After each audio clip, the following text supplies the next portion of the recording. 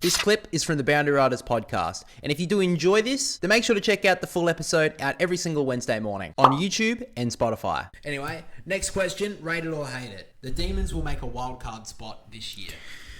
I'm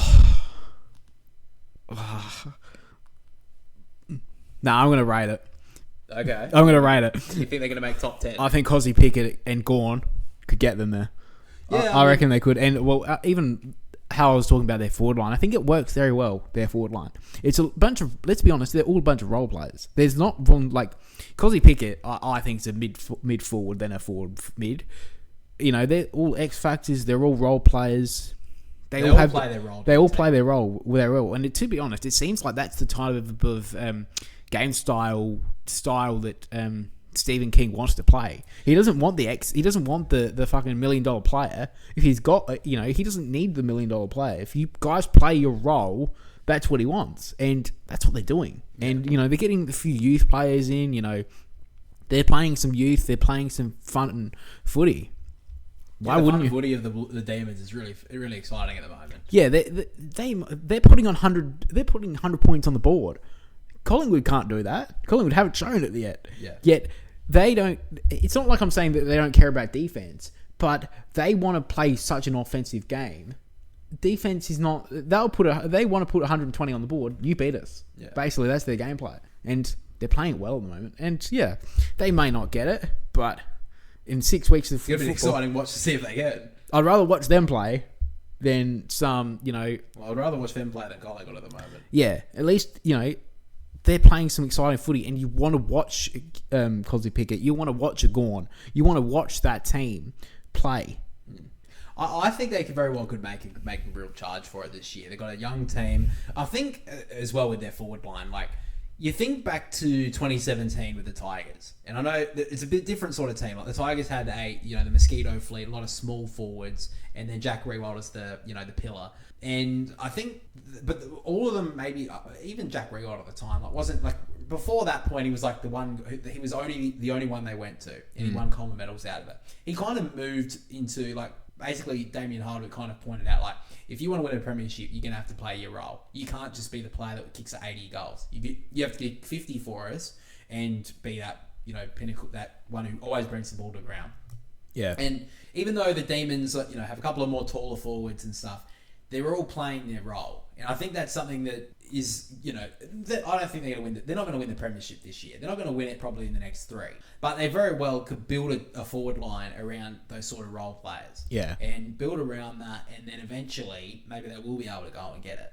Because, the attacking game, the game's moving into a more fast-paced attacking football. And the way that Stephen King's quickly turned this team around, I think it will take some time. Like, they're going to have those games like against Essendon. Yeah. But if they can win those games against the big, if they can take games to the MCG, make it a fortress which they've shown, and then get some wins on the board, if they can, you're not going to need more than 12 wins to make a wildcard spot. They've already got 4. So if they can get 8, they get 8 more for the rest of the year. I think they're definitely a shot. I'd say that. Yeah, 10th spot doesn't seem like it's too hard to get. You think about it now. You think 10th spot, right? You think the Swans made it there last year, and everyone says they had a terrible year. But 10th spot, like you have a terrible year, you make 10th now, doesn't look too bad. So I think there's definitely a chance. The probably the best thing for him, for Stephen King, was that Cozzy Pickett's on such a big contract, and he's decided, if he's on the biggest contract, he's the best X Factor player in the game. Make your whole game style around that. Put him in the midfield and just let him roam.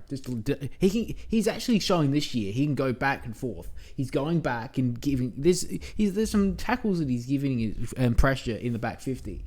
He's never shown that sort of stuff, but he is this year. He knows that it's his game. He knows that his team, basically, he's going to show it. And Gawn and all that around him, Gawn's still the best ruckman in the game, and having that Rolls Royce of Cozzy Pickett is just showing the Rolls Royce. Yeah, you know the Rolls Royce title. That's only given to the best of the best. Yeah. He's been put up there. You think of the Bontempellis, the Isaac Heaney's, Scotty Pendlebury's.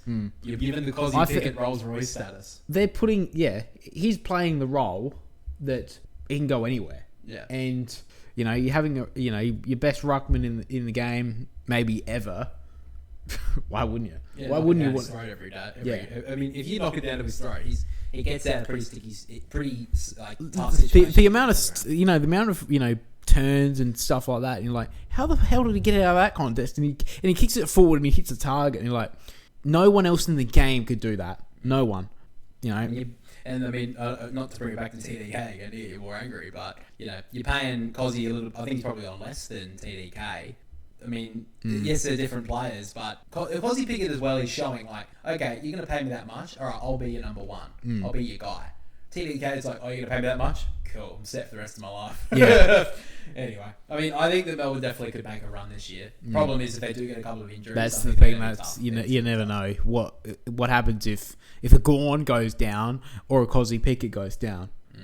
You know, both of them have been very non-injury prone. Yeah, So I mean, when's the last? I mean, I think Max Gawn had an injury in the preseason. He seems to get him in the preseason, and then like everyone's like, oh no, this is it. This is when he goes down. Then he just comes out round 1, round 2, and he's like, he's all Australian again. Yeah, he's Australian again. What's he had 7 now? I think he could get. I think he's 8 and 9. No one's ever got 9. Don't quote me on that. He'd be up there though. Yeah. I mean, this year, I mean, has he been the best ruckman this year? He'd be close. I mean, Brodie Grundy's been really good so far. Bit of bias in that. I think he's been fucking good. But who's been better? You probably say them too. Yeah. To be honest, you know. Oh, that's biased. Maybe. Lucky McAndrew's been pretty good. Yeah, he's been alright. He's been alright, but he's not. Nah. But you know them two. Luke Jackson. Even Jackson's been okay, but you know I still think he'd thrive better with no other ruckman around him. Yeah. Freo, but yeah. Anyway, you're saying Cozzy Pickett's top 5 player in the game right now? Yeah. Yeah. Yeah. All right, quickly. Top 5. I go Dacos, Heaney, Bontempelli, Butters. No, actually, no, Cozzy, then Butters.